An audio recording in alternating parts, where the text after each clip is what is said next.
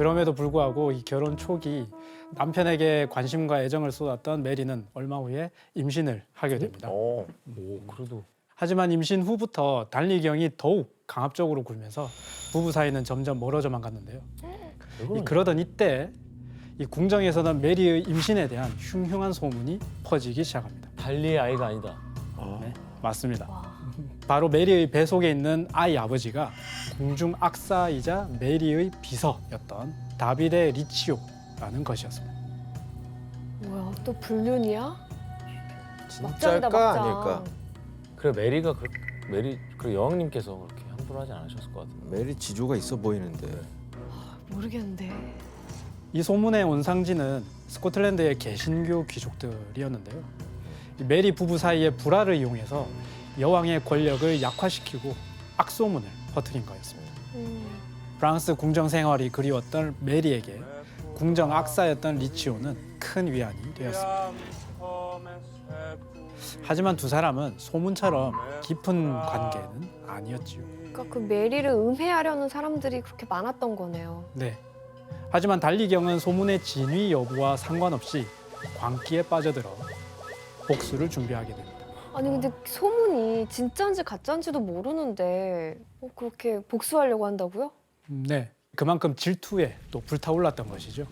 그래서 제대로 된 판단을 하지 못했던 것으로 보입니다. 그래서 결국 달리경은 개신교 귀족들의 꼬임에 넘어가서 리치오를 처단할 계획을 세웁니다. 그리고 임신 6개월 무렵이었던 메리가 리치오를 포함한 지인들과 저녁 식사를 하고 있던 때 달리경이 개신교 귀족들과 병력을 이끌고 그 자리에 쳐들어오게 됩니다. 미쳤다. 반란 아니야 이거?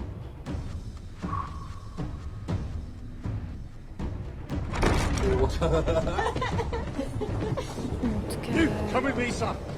You dare charge into my chief?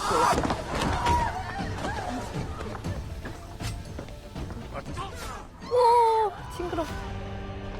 아니 어떻게 보는 앞에서 저렇게 해요? 태교이 안 좋겠다. 이거 태교 안 좋잖아요. 비극이에요. 너무 잔인해요. 진짜 메리 앞에서 그렇게 칼을 찌르고. 달리는 길게 못 살 것 같은 느낌이 드는데. 리치오는 수십 차례 찔려 사망했고 그 모습을 목격한 메리는 공포에 질렸습니다. 저 트라우마 생기죠. 그 후 달리경은 메리의 방 앞에 군사들을 세워두고 어? 메리를 감시하기 시작했습니다. 그리고 개신교 귀족들과 함께 곧바로 왕실의 전권을 쥔 다음 메리의 신하들을 내쫓고 자기 사람들을 안치기 시작했습니다. 풋풋하네요. 풋풋하네. 결국 달리경의 잘못된 판단으로 메리의 왕권은 약해지고 만 것이죠. 자, 그런데 사건이 발생한 지 이틀 후 달리경은 메리를 찾아갑니다. 이때 메리는 어떤 반응을 보였을까요? 안 만나주죠. 됐어. 꺼져. 꼴도 보기 싫어. 뭐 이랬겠지. 메리는 개신교 반란 귀족들은 절대 달리경의 편이 아니다. 그리고 그들의 사리사욕을 채우기 위해서 그저 꼭두각시로 이용하는 것뿐이다 라고 달리경을 설득합니다. 이러한 메리의 호의적 태도에 마음이 금세 누그러진 달리경은 메리의 말을 받아들여 이제 두 사람은 힘을 합쳐서 상황을 헤쳐나가기로 합니다. 본인이 그렇게 상황 만들어 놓고요. 달리경도 제정신은 아닌 것 같아. 이해가 안 가는데요? 정말 귀도 얇고 그리고 메리의 충신이었던 보스웰 백작의 도움을 받아서 결국 탈출에 성공하죠. 이후 메리는 대규모 군사를 이끌고 당당히 에든버러로 돌아가서 반역자들을 내쫓는데 성공합니다.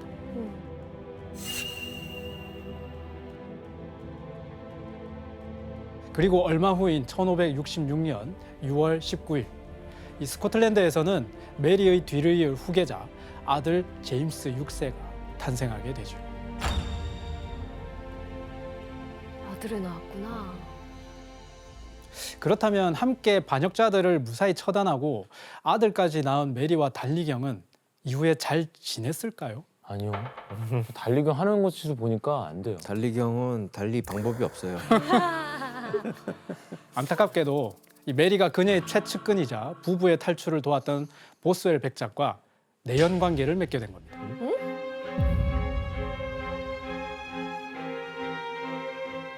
메리랑요? 새로운 남자가 네, 또 생긴 새로운 거네요. 남자가 등장합니다. 메리 씨도 좀 메리도 이렇게 되면은 좋은 소리 못 들을 것 같은데 아니 달리경하고 화해한 지 얼마 되지도 않아서 이번엔 메리가 어떻게 보면 외도를 한 거네요? 아마도 우유부단하고 줏대 없이 이리저리 휘둘리는 남편보다는 좀 성격이 불같은 면은 좀 있지만 남자다운 이 보스웰에게 더 끌렸던 것이 아닌가 그런 생각이 듭니다. 당시 메리가 보스웰을 생각하며 쓴 시가 있습니다. 혜성 씨가 한번 읽어봐 주시겠어요? 그이의 손 안에 그이의 생각 안에 지상에서 내가 가진 모든 것을 맡기겠네. 내 아이, 내 나라, 생명, 행복과 명예까지도. 거의 찬양 수준인데요. 이렇듯 보스웰에 대한 메리의 마음이 이렇게 커져가고 있을 때 달리경은 병에 걸려서 메리와 잠시 떨어져 요양 생활을 하고 있었습니다. 마음이 멀어질 텐데.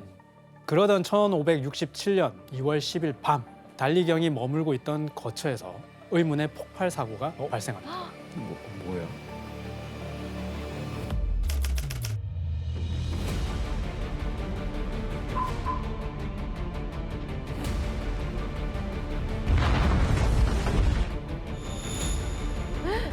아이고. 한 명 더 있네요. 당시 달리경은 옷이 벗겨지고 목이 졸린 시신으로 발견이 되는데 근데 왜 옷이 옷이 다 벗겨져 벗겨져 있을까? 있어. 여왕의 남편이 살해당한 이 충격적인 사건이 벌어진 것이죠. 목을 뭔가 졸랐다고? 배후를 표현해놨을 것 같아. 이거 청부살인인데? 그리고 왼쪽 상단의 침대에 있는 어린아이가 아들인 제임스 6세인데 그가 손에 쥔 종이에는 주여 나의 대의에 심판하고 복수하소서라고 쓰여 있습니다. 복수? 이 사건은 곧 스코틀랜드에 일파만파 퍼져갔고 사람들은 보스웰이 범인이 아니냐라고 수군거리기 시작합니다. 그럼 사람들은 이게 메리와 보스웰 관계를 눈치챈 거예요? 그럴 수밖에 없었던 게 달리경이 살해된 지 3개월 만인 1567년 5월 15일 24살의 메리가 보스웰 백작과 세 번째 결혼식을 올리게 되었기 때문입니다. 메리 아직도 24살이야. 세 번째 결혼이야. 진짜 엘리자베스 여왕이랑 비교가 많이 되네요. 결혼 한 번도 안 했던 엘리자베스 여왕이랑. 그러니 사람들은 보스웰과 메리가 내연 관계였고 그가 여왕을 독차지하기 위해 달리경을 살해했다고 의심할 수밖에 없었습니다. 근데 피터 씨 남편이 이렇게 살해당한 상황에서 메리가 이 재혼도 아니지 세 번째 결혼을 서두른 이유가 있어요? 네, 그때 당시에 메리가 보스웰 아이 갖고 있다는 얘기가 있었어요. 임신한 상태. 그래서 하루라도 더 빨리 결혼하면 본인한테 유리한 거였겠죠. 근데 안타깝게도 유산됐어요, 그 아이가요. 그랬구나. 결혼만 빨리 했네? 네, 그러니 사람들은 보스웰과 결혼한 메리에게 불결한 요부라고 손가락질했습니다. 그럼 저건 좀 그렇긴 하네. 특히 개신교 세력은 메리를 지칭하여 매춘부를 화형시켜라. 저 여자를 죽여라. 저 여자는 목숨을 부지할 자격이 없다. 라고 소리 지르고 분노하기도 했다고 합니다. 비난의 여론이 점점 거세지자 급기야 귀족들 사이에서는 메리 대신 아들인 제임스 6세를 왕위에 올리려는 세력이 나타나기 시작합니다. 이후 메리는 여왕의 자리를 지키기 위해 제임스 6세 왕자의 지지 세력과 전쟁을 벌였지만 패배하고 말죠. 그 결과 결국 달리경의 암살 의혹을 받고 있는 메리는 호수 한가운데 있는 로크레벤 성에 감금됩니다. 메리가요? 네. 근데 보스웰이 가만히 있어요? 보스웰은 전쟁에서 지고 도망갔어요. 이후 해적이 되어 도둑질을 하며 살다가 덴마크 군대에 잡히고 비참하게 죽었어요. 와. 결국 메리와 결혼한 남자들 모두 불행해졌어요. 세 남자 모두. 네. 이렇게 여왕이 감금되자 이 스코틀랜드에서는 국정을 운영하기 위해 개신교 세력 귀족들이 자리를 잡았습니다. 그리고 메리는 성에 갇힌 채 강요에 못 이겨 아들인 제임스 6세에게 왕위를 물려주는 양위 문서에 서명하게 됩니다. 그리고 1567년 7월 29일 메리의 뒤를 이어 제임스 6세가 공식적으로 스코틀랜드의 왕이 됩니다. 이 당시 그의 나이는 겨우 1살에 불과했습니다. 그렇다면 이 메리는 감금당한 채 이대로 여왕의 자리를 포기했을까요? 아니에요. 욕심이 많은 사람이에요. 그녀는 자신이 탈출해서 가톨릭 세력과 다시 만나기만 하면 다시 여왕의 자리에 오를 수 있다고 생각했습니다. 그래서 메리는 한여와 옷을 바꿔 입고 성을 탈출하기로 마음을 먹지요. 그리고 변장 후 세탁물 꾸러미를 들고 성을 빠져나가 배에 올라탔습니다. 우와. 하지만 탈출에는 실패합니다. 왜 그랬을까요? 이 뱃사공이 보기에 하녀로 변장한 메리의 손이 너무 하얗고 고왔던 겁니다. 아, 손이 너무 이뻐서 너무 고와서. 고와서. 한여가 아니고. 섬섬옥수. 이렇게 메리의 탈출은 미수에 그치고 말았고 다시 성에 갇히게 되었지요. 그런데 메리에게 다시 한번 극적의 탈출의 기회가 찾아옵니다. 성에 갇힌 그녀에게 강한 매력을 느낀 2명의 청년이 어떤 위험을 무릅쓰고라도 메리의 탈출을 도와주기로 마음을 먹었습니다. 말하자면 메리는 남자가 거부하기 힘든 매력을 가진 판무 파탈이었던 것 같습니다. 미모에 넘어갔나요? 이쁘고 봐야 되나? 결국 이 청년들의 도움으로 메리는 이번에는 무사히 성을 탈출하게 됩니다. 아 진짜. 그리고 성을 빠져나온 메리는 이런 말을 했다고 하는데 뭐였을까요? 고마워요. 네 잊지 않을게요. 실제로는 이제 내가 또다시 여왕이 되었군요 라고 말했다고 합니다. 그리고 오랫동안 자신의 측근이었던 영주들과 만나 다시 왕관을 되찾는데 도움이 되달라고 부탁을 합니다. 그리고 국민에게도 자신을 위해 반역자들과 싸워달라고 전하기도 하죠. 혹시 근데 달리경 사건으로 여론이 좀 좋지가 않잖아요, 메리한테. 근데 국민들이 메리 부탁을 들어주나요? 물론 많은 국민이 메리에게 등을 돌린 건 사실이지만 그래도 여전히 메리를 지지하는 국민들은 저마다 무기를 들고 모였다고 합니다. 이들은 메리를 스코틀랜드의 여왕으로 복귀시키기 위해 랭사이드 전투를 벌입니다. 당시 모인 사람들이 약 한 6천 명 정도를 추산하는데요. 하지만 이 메리의 군대는 결국 패배하고 식량도 없이 쫓기는 신세가 되어버렸습니다. 그래서 이제 더 이상 스코틀랜드 그 어디에도 메리가 도망쳐 숨을 것은 없었습니다. 이런 상황에서 메리가 선택한 피신처는 과연 어디였을까요? 엘리자베스요. 네, 맞습니다. 바로 엘리자베스 1세 여왕이 통치하고 있던 잉글랜드였습니다. 근데 거기서 왜? 달가워하지 않을 것 같은데. 아니야, 이제 오히려 이렇게 막 측은지심으로 이렇게 할 것 같아요. 이제 경쟁이 안 되니까. 안 되니까. 네, 맞습니다. 혈육이자 같은 여왕의 처지인 엘리자베스 1세가 설마 자신을 내치지는 않을 거라고 생각한 것입니다. 그래서 메리는 1568년 5월 잉글랜드에 망명을 요청하게 됩니다.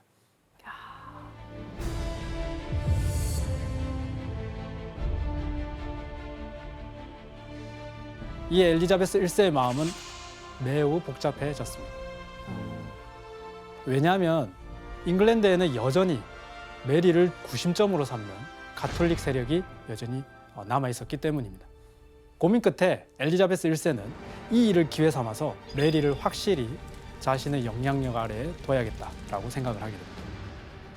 때마침 이때 엘리자베스 1세의 신하들이 메리가 잉글랜드에 오면 달리경 살해에 가담했는지 재판을 받아야 한다고 주장하면서 그녀의 계획은 더욱 수월해집니다. 결국 메리는 재판을 받는다는 조건으로 엘리자베스 1세가 있는 잉글랜드로 향하게 됩니다.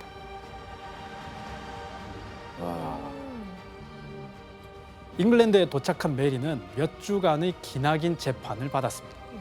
하지만 결백을 제대로 증명하지는 못했기 때문에 엘리자베스 1세의 뜻대로 잉글랜드 성에서 감금 생활을 시작하게 됩니다.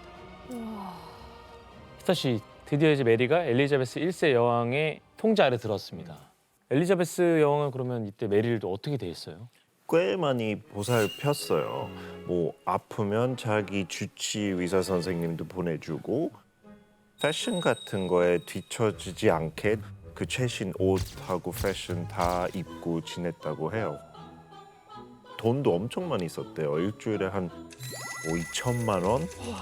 화려한 감옥 생활이었죠. 괜찮네. 교수님, 엘리자베스 1세는 굳이 왜 이렇게까지 메리를 챙겨나요? 네, 당시 엘리자베스 1세가 메리의 미모를 질투한다는 소문이 파다했습니다. 엘리자베스 1세는 천연두를 앓고 난 후 생긴 흉터 때문에 얼굴을 하얗게 분칠하고 가발을 썼습니다. 이 외모 컴플렉스가 있을 법한 상황에서 라이벌인 메리가 아름답기로 유명했으니 질투한다는 소문이 났던 거죠.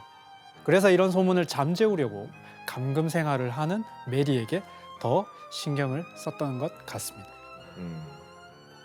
그런데 당시 엘리자베스 1세는 메리를 한 성에 가만히 두지 않고 여러 성을 옮겨 다니게 했습니다. 무슨 전략이지? 왜냐하면 이 메리에게는 남자들을 끌어다니는 매력이 있다고 했잖아요. 이 심지어 엘리자베스 1세의 신하들마저도 이 남자들을 즐겁게 하는 재치 있고 달콤한 태도를 가지고 있다며 칭찬하기도 합니다. 그래서 사람들과의 접촉을 줄이기 위해 메리의 거처를 계속 옮겼던 것 같습니다. 근데 챙길 건 또 다 챙겨주고 이거는 무슨 심보일까? 난 질투 안 한다 뭐 이런 식으로 네. 더 쿨한 척? 이렇게 쿨한 척. 여러 가지 정치적인 그런 과시 이런 것도 있죠. 음. 엘리자베스 1세와 메리의 관계가 더 이상 걷잡을 수 없을 정도로 벌어지는 사건이 발생합니다. 무슨 일이 있었죠? 사건은 메리가 갇혀있던 셰필드 성의 성주와 메리가 불륜 관계다라는 소문에서 시작이 됩니다. 뭐 이렇게 스캔들이 많네요, 메리는. 네. 하지만 소문은 성주 아내의 의심일 뿐 사실은 아니었습니다. 그런데도 엘리자베스 1세는 이 소문을 잉글랜드의 온 외국의 대사들에게 공공연히 말하며 소문을 직접 퍼뜨렸다고 합니다. 대체 엘리자베스 1세는 왜 사실무근의 소문을 전한 걸까요? 흠집내기를 하는 거죠. 그렇죠. 이미지 안 좋아지게. 네, 맞습니다. 아마 그녀는 메리가 가진 적통의 고귀한 혈통과 교양을 갖춘 여왕이라는 이미지를 깎아내리고 싶었던 것 같습니다. 이 메리가 아닌 엘리자베스 1세 자신이 잉글랜드의 여왕에 더 어울린다는 것을 은근히 알리고 싶었던 것이죠. 이 사실을 알게 된 메리는 가만히 있지 않고 즉각 반격에 나섰는데 어떤 방법을 썼을까요? 똑같이 하겠죠, 흠집내기. 그렇죠. 흠집 내겠죠. 그녀는 엘리자베스 1세에 대해서 세간에 떠돌던 추문을 편지로 써서 보냅니다. 엘리자베스는 다리에 종기가 나 있다는 것이다. 아버지로부터 매독이 전염됐다는 암시이다. 그래서 출산의 능력을 잃어버렸다. 그런데도 그녀는 남자들에 대한 욕망을 버릴 줄 모른다. 로버트 더들리와 관계를 가졌을 뿐만 아니라 구석진 데서 온갖 음탕한 만족을 구하고 언제나 새로운 정부들과 놀아나려고 한다. 이 편지를 엘리자베스 왕한테 벌써 썼다고요? 에? 죽고 싶은 거 아니에요, 이거? 네, 엘리자베스 1세는 매우 화가 났고요. 메리에 대한 감시를 이전보다 훨씬 엄중히 하고 이러한 감금 생활은 18년 동안이나 이어집니다.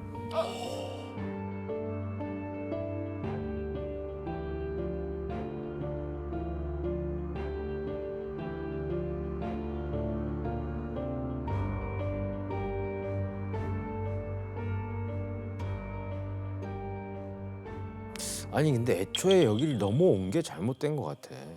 이제 메리는 모든 것을 포기한 듯이 엘리자베스의 인정에 호소합니다. 자신은 어떠한 왕국도 희망하지 않는다며 더는 감금 생활을 참을 수 없어서 조용한 곳으로 떠나 살겠다고 전한 겁니다. 교수님, 근데 지금까지 말씀하신 메리의 성향으로 봤을 때 권위에 대한 욕심이 큰 사람이거든요. 근데 이렇게 그냥 허무하게 포기를 하는 건가요? 혜성 씨 말대로 절대로 포기할 메리가 아니죠. 메리는 엘리자베스 1세에게 전한 것과 달리 뒤로는 다시 여왕의 자리를 차지하기 위해 앤서니 베빙턴이라는 인물과 반란을 계획하고 있었습니다. 이 앤서니 베빙턴은 24살의 젊은 잉글랜드 귀족이자 가톨릭 교도로 메리에게 매혹돼 여왕을 암살하고 메리를 구출하겠다는 작전을 세웠습니다. 야 메리도 참 보통 아니네. 베빙턴. 암호를 썼어? 이 엘리자베스 1세의 삼엄한 경계와 감시를 피하기 위해서 편지를 교환해야 했던 메리는 암호를 만들어 가지고 편지를 주고받습니다. 우와. 이 메리가 어린 시절부터 암호를 만들고 푸는 법을 배웠기 때문에 사실은 가능한 일이었거든요. 근데 이게 암살 계획이라는 걸 어떻게 알았어요, 상대는? 또 암호 전문가가 있었겠죠. 암호 해독가가 있었겠죠? 엘리자베스 1세는 중간 첩자를 고용해 메리와 베빙턴이 주고받는 편지를 가로챘지요. 아, 이후 문서 조작 전문가와 당대 최고의 암호 해독가들을 통해서 그래. 메리의 암호를 해독하고 분석하며 확실한 증거가 나올 때까지 기다렸다고 합니다. 우와, 엘리자베스 1세도 대단하다. 보통 아니네. 손 베빙턴. 해석한 내용을 보면 메리의 탈출 계획과 엘리자베스 1세의 암살 방법, 내란의 대처는 어떻게 할지에 대한 내용이 담겨 있었다고 합니다.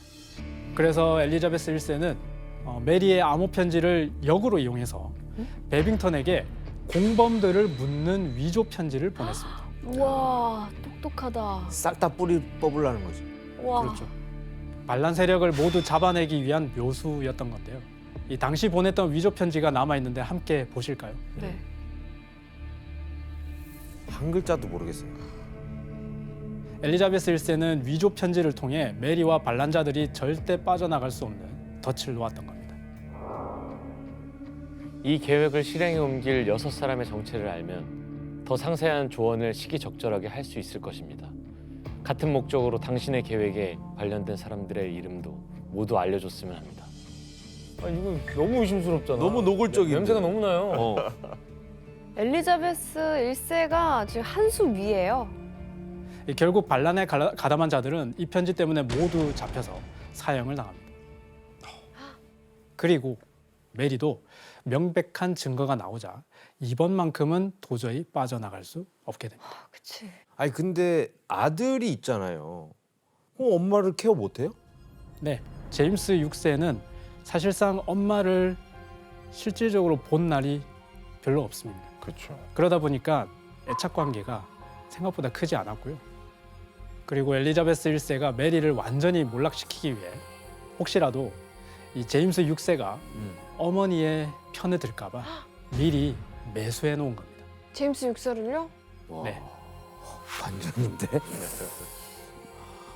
그리고 이때 엘리자베스 1세는 제임스 6세에게 잉글랜드의 왕위를 물려주겠다라고 하는 법익 조약을 체결합니다.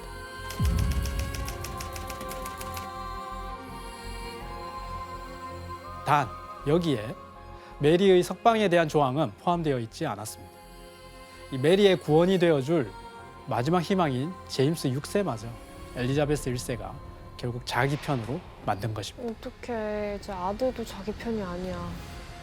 결국 메리는 암호 편지들을 증거로 엘리자베스 1세 여왕의 암살을 모의했다는 판결을 받고 1587년 2월 8일 사형 집행을 받게 됩니다.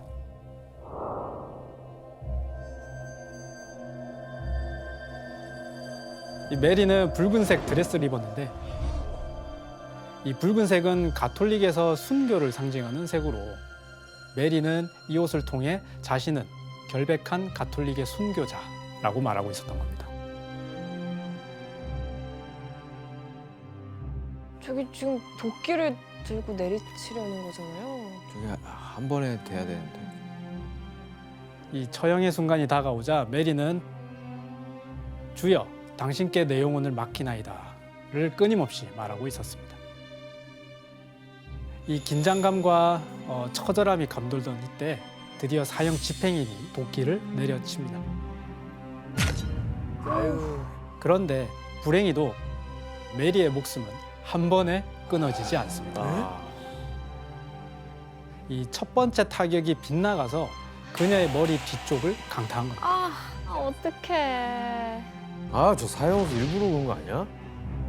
이 사형 집행인은 다시 한번 메리의 목을 도끼로 내려칩니다. 어머.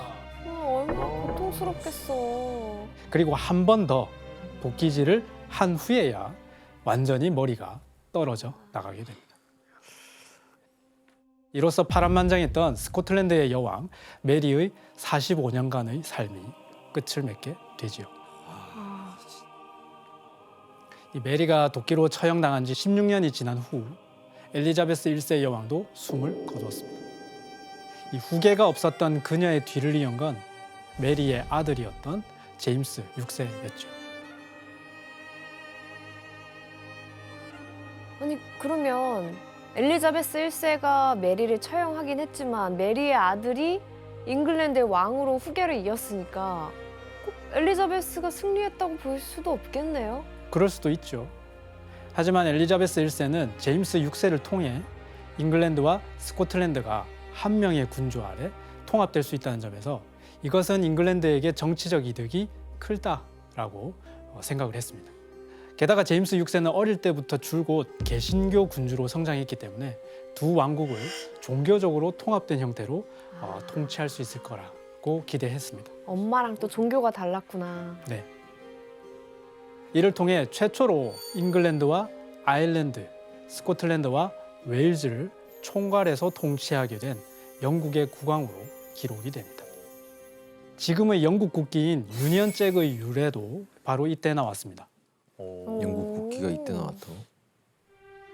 1603년 메리의 아들 제임스가 스코틀랜드와 잉글랜드를 통치하면서 이후 초기의 유니언 잭이 탄생하게 됩니다. 우와.